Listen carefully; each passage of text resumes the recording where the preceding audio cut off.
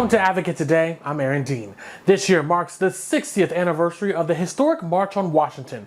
It's where Dr. Martin Luther King Jr. delivered his I Have a Dream speech. At the time, Dr. King was not a popular figure in America, but a new survey shows that 81% of Americans believe King had a positive impact on the U.S. That's up from 41% in 1963 and 33% in 1966.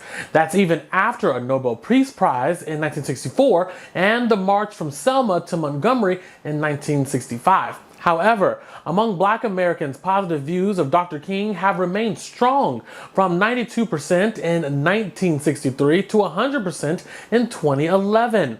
For white America, that number went from 35% to 93%. The original March on Washington was the driving force in passing the Civil Rights Act of 1964 and the Voting Rights Act of 1965. This year, civil rights leaders and organizations are returning to Washington for another March on Washington. Well, the Smithsonian is apologizing for the tens of thousands of body parts taken and held without consent, most of them from Black and Indigenous people. Smithsonian Secretary Lonnie G. Bunch III wrote an op-ed in the Washington Post after the paper reported on the remains at the National History Museum. The Post reports an anthropologist gathered many of them for debunked theories that white people were superior to people of color. The museum amassed at least 30,700 human body parts.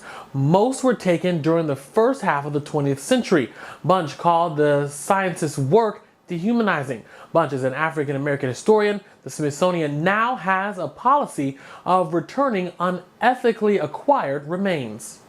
A new national estimate shows gender-affirming surgeries nearly tripled in the U.S. from 2016 to 2020. The study in JAMA Network Open shows more than half were breast and chest procedures and 35% were genital reconstructions. The estimate is based on about 48,000 patients, more than half of whom were 19 to 30 years old. Researchers say the increase in such operations shows a need for more doctors who can perform them. That's despite a number of new state laws restricting the procedures, especially for trans youth. Only 8% of the patients in the study were adolescents between the ages of 12 and 18. The California woman who was murdered over a pride flag on display outside of her store is being remembered for her fearlessness. Lori Carlton was an ally, according to Lake Arrowhead LGBTQ+. She was a large donor and worked closely with them. Family and friends say that she was nothing short of a lioness. She was the brave one. She was the lioness, and she was the most fierce person that we knew, and I mean fierce like a lioness fierce. She was fierce in business, she was fierce in love, she was fierce with the way she felt about her stances on people's rights. The Human Rights Campaign was important to her. The voting rights were important to her, and this was all centered by her passion for rights for LGBTQ. The gunman in the attack on Carlton was killed in an exchange of gunfire with police shortly after. Stand With Trans is an organization working to empower trans youth and their families as states continue to enact anti-trans laws. They are making sure resources and services are available to those who need it. And it all began with a mother's love for their child. So tell us a little bit about yourselves and how you all arrived at Stand With Trans. I'm the founder of the organization. I have I have two kids and they're both adults now, but my younger child, who's 24, is a trans man. And when he was about 13 in 8th grade, came to me and told me that he was trans, that he was a boy. And that's really where my journey and my story begins, because I didn't know anything about transgender identities. I'd never heard the word. Fast forward 2 years, we founded Stand With Trans, and so here I am, much more of a public advocate than I ever imagined I would be. Started out just supporting my kiddo. So tell us a little bit about what kind of advocacy work that Stand With Trans does, and are there any specific initiatives that you all would like to highlight for our audience? So we're doing a lot more advocacy than we, I guess, set out to do or thought that we would do, but that's a pretty big word, and it takes a lot of different paths and means different things. So we're not, we're 501c3, so we're definitely not political advocates, but we are advocates for the community and particularly for trans youth and their loved ones. So everything we do is to put them in a favorable, positive light, whether it's education, direct services, direct support, community building, is really with the goal in mind of making sure that these young people who are so vulnerable and often, the victims of bullying and discrimination and othering really get what they need, and that the work that we do and the messaging and the visibility we're creating is so they can see themselves having a future, and so they're thriving, and really it's about life-saving work.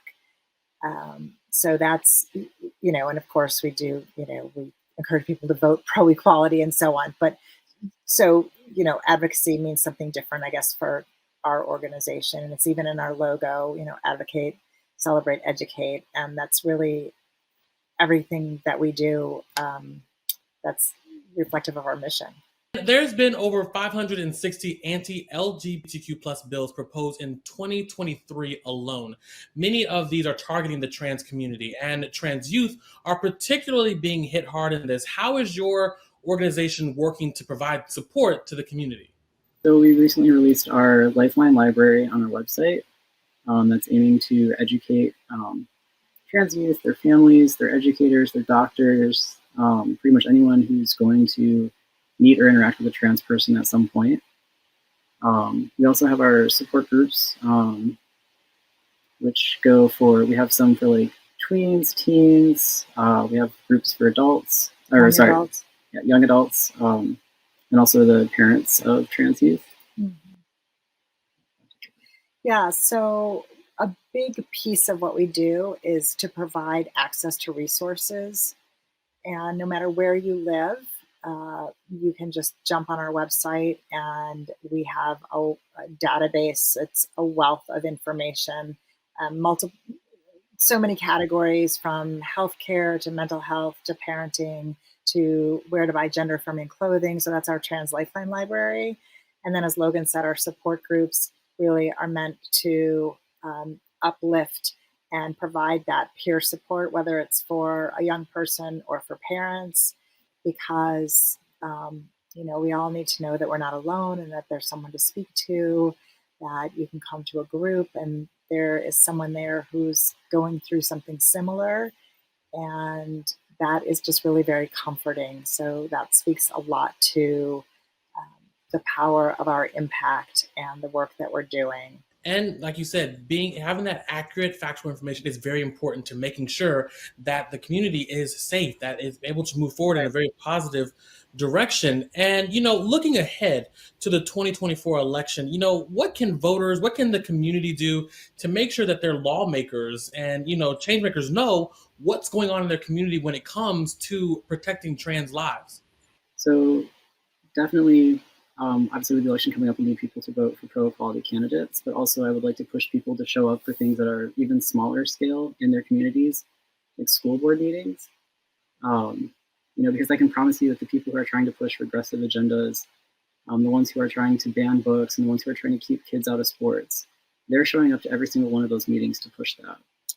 And so the only way to start making these small incremental changes is for people like us and for parents to start showing up to these meetings in equal and greater numbers to say, hey, we're not going to stand for this. We value the trans youth in our community. We value the trans people in our lives. And we're here, we're showing up, and we're doing it. Yeah, I think that that's a good point, to just make sure that you're showing up and, speak up, show up. You don't have to be the parent of a trans kid to be an ally. Thanks for watching Advocate Today. Download the app in the Apple or Google Play Store to stream us live, and you can even watch us on our YouTube channel. For the Advocate channel, I'm Aaron Dean.